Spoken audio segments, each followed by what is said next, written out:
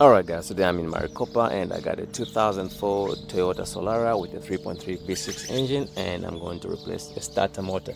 So customer has everything figured out. I'm just here to replace the part.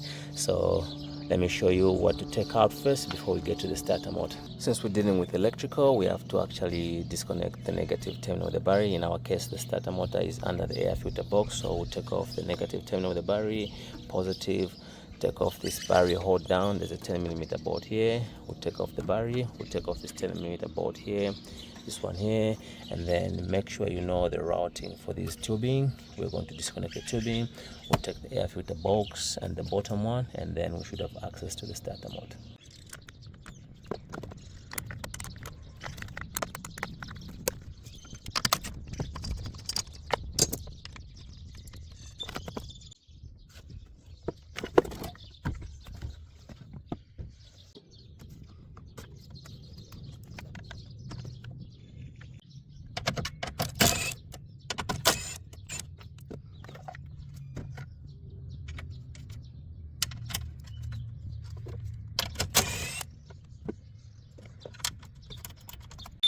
So with a few things off the way, we are going to now take off this battery tray, and then we are going to disconnect this connector right here, and then we are going to also take off these two tubes.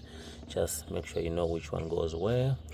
We're also going to disconnect the mass airflow sensor. We're also going to disconnect this clamp right here, and then take off these two 10mm bolts. There's one here, there should be one on the other side. There's a wrong bolt right there, I think that's the 8. Once we take that out of the way, we'll see what's at the bottom, because I think this piece has to be disconnected. As you can see, it runs through right here. There's a bracket right here. We're going to take it out, and then we'll have access to the starter motor.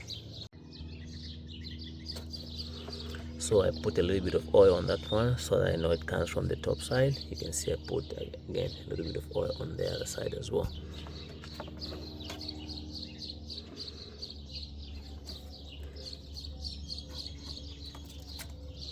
This is just a press and pull. Press and pull. We loosened this one already.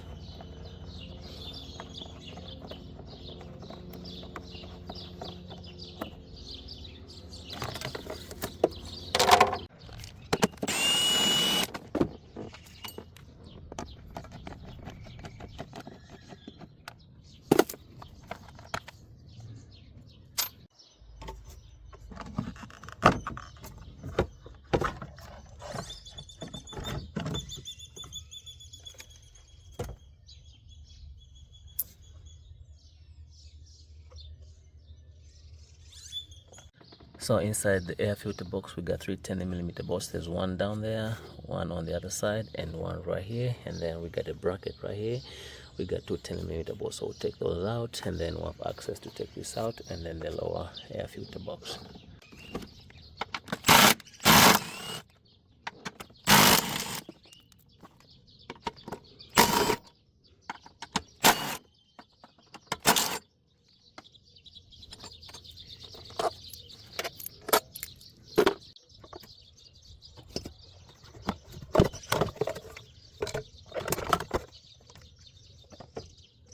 Alright guys, so with everything out of the way, the starter motor is located just right here. Pretty easy to get to. All you gotta do is take this boot out.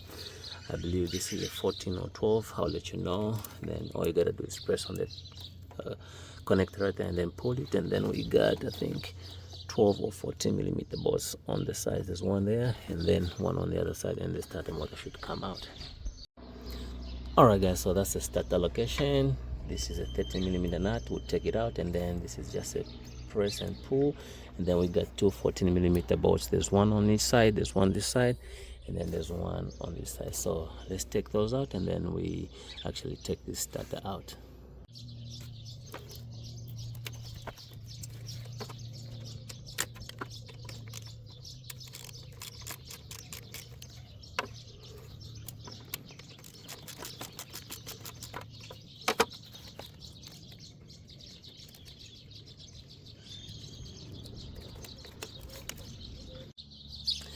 Now there's only two 14mm bolts on each side. There's one this side and one on the other side. Once we break loose and then take those out, this starter motor should just actually just slide out.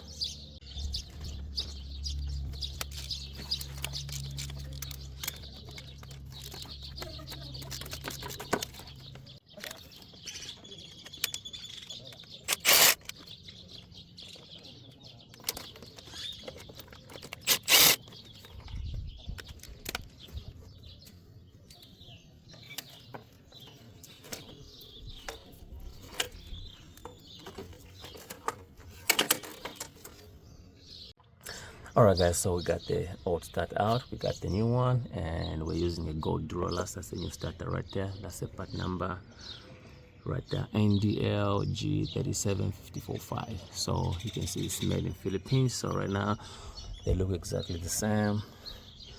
I'll go ahead and install this one. Pretty much the installation is the reverse way.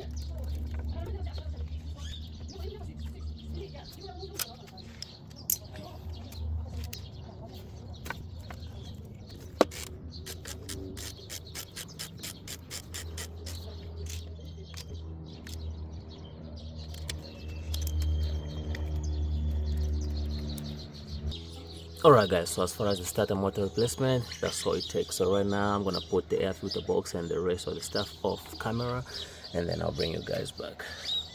Alright guys, you can see the air filter hoses are all connected, mass airflow sensor connected, the electrical connector. Make sure you route these vacuum hoses the right way. Everything is back on, the battery is connected. Right now it's the moment of truth. I hope they diagnose this car very correct, because they just called me to replace the starter motor. So fingers crossed. I can see a bunch of things, oil leaks and other stuff. So fingers crossed. Let's go inside the vehicle and start it and see where we are at.